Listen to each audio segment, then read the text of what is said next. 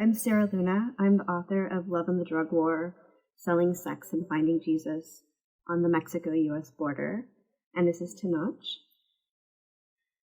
So Love and the Drug War is based upon 12 months of ethnographic research in the Mexican border city of Reynosa, Tamaulipas. I focused upon two kinds of migrants to that Mexican border city. One group of migrants was mostly white, mostly American missionaries whom God told to love sex workers there.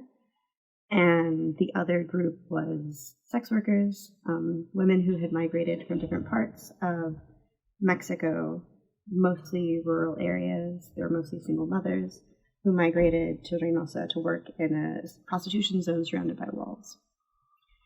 So the book looks at the kinds of intimate and economic obligations that brought them there, and the intimate and economic obligations that they got wrapped up into once they were in Reynosa.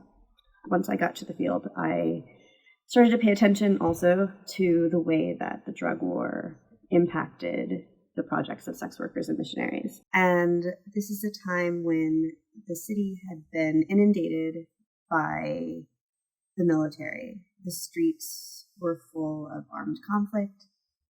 The local population was terrorized by drug organizations and by actions by the state. There were very few clients in the prostitution zone, so many of these sex workers were barely able to earn enough money to pay their rent or to send money to their families.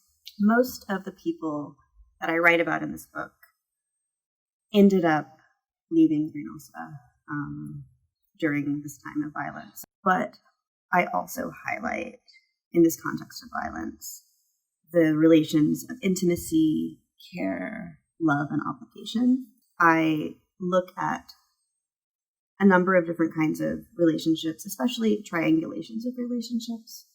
So I examine the relationship between sex workers, missionaries, and God, what I call a love triad, and show how missionaries hope that sex workers themselves and God will kind of bring each other all closer together and mediate each other's relationships. I look at the relationships between sex workers, clients, and sex workers' children. And I also look at the relationship between drug organizations and missionaries and sex workers. One of the main interventions of the book is focusing upon this emic concept that sex workers use to describe relationships, especially with pimps. So the term is obligar, to obligate.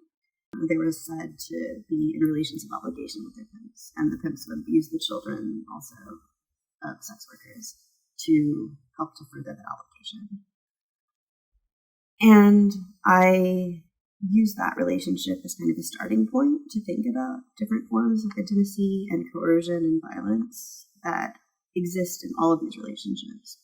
So many of these sex workers, even though many of them who had pimps were coerced in violent ways by their pimps, many of them were also really in love with their pimps and sometimes decided to be with them, to go back to them after they had left them. Even though we tend to want to put these different kinds of categories of people or relationships into dichotomies of good and bad, there are elements of these relationships between sex workers and missionaries, between sex workers and their children or parents and other family members, and between drug organizations and sex workers, drug organizations and missionaries, that are not so different from these relationships between pimps and sex workers. So I'm looking at how violence, obligation, love, and care and intimacy can all be intertwined within some of the same relationships.